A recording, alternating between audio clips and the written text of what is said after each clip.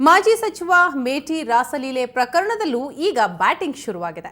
ಮೇಟಿಗೆ ಮತ್ತೆ ಸಚಿವ ಸ್ಥಾನ ಕೊಡಿ ಅಂತ ಪಟ್ಟು ಹಿಡಿದಿರೋರು ಯಾರು? ಏನಿದರ ಸಮರ್ಥನೆ? ಬನ್ನಿ ನೋಡೋಣ.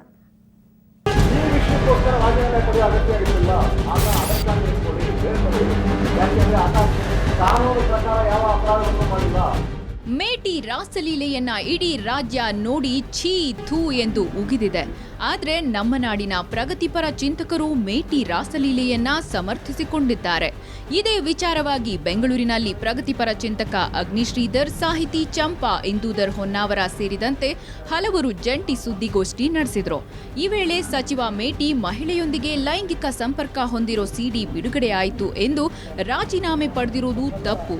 ಸಿಎಂ ಸಿದ್ದರಾಮಯ್ಯ ತಮ್ಮ ನಿಲುವು ಬದಲಾಯಿಸಿ ಮತ್ತೆ ಮೇಟಿಯನ್ನ ಸಚಿವ ಸಂಪುಟಕ್ಕೆ ಸೇರಿಸಿಕೊಳ್ಳಬೇಕು ಅಂತ ಆಗ್ರಹಿಸಿದ್ರು.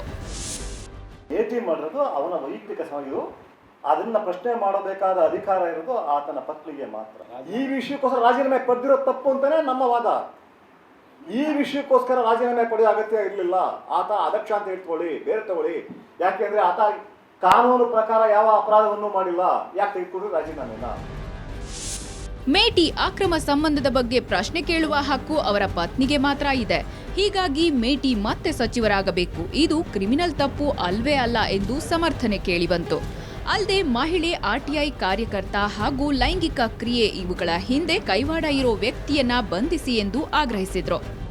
ಸುಭಾಷ್ ಅನ್ನೋನು ಕಳ್ಳತನದಲ್ಲಿ ಮೋಸ ಮಾಡಲಿಕ್ಕಾಗಿ, ಬ್ಲಾಕ್ ಮೇಲ್ ಮಾಡಲಿಕ್ಕಾಗಿ ಆ ಸಿಡಿಯನ್ನ ಮಾಡಿದ್ದಾನೆ. ಅದನ್ನು ಮಾಡಿ ಎಷ್ಟೋ ತಿಂಗಳುಗಳಾಗಿದ್ದಾವೆ. ಆ ತಿಂಗಳುಗಳಿಂದ ಇವರು ಎಲ್ಲ ರೀತಿಯ ವ್ಯವಹಾರಗಳನ್ನು, ಡೀಲಿಂಗ್ಗಳನ್ನು ಮತ್ತು ಏನೇನು ಬ್ಲ್ಯಾಕ್ ಮೇಲ್ ಮಾಡಬೇಕೋ ಎಲ್ಲವನ್ನೂ ಮಾಡಿದ್ದಾರೆ. ಕೆಲವು ಮಟ್ಟಿಗೆ ಹಣ ಕೂಡ ಅಲ್ಲಿ ಬೇರೆ ಕೈ ಬದಲಾವಣೆ ಆಗಿದೆ ಅಂತ ಗೊತ್ತಾಗಿದೆ. ಆದರೂ ಯಾಕೆ ಅವರನ್ನು ಇನ್ನೂ ಅರೆಸ್ಟ್ ಮಾಡಿಲ್ಲ ಇವರು? ಮೇಟಿ ರಾಸಲೀಲೆ ಬಗ್ಗೆ ವಿರೋಧದ ಅಲೆ ನೋಡಿದ್ದ ನಮ್ಮ ಜನ ಈಗ ಮೇಟಿ ಪರವಾದ ಬ್ಯಾಟಿಂಗ್ ನೋಡೋ ಭಾಗ್ಯ ಸಿಕ್ಕಿದೆ.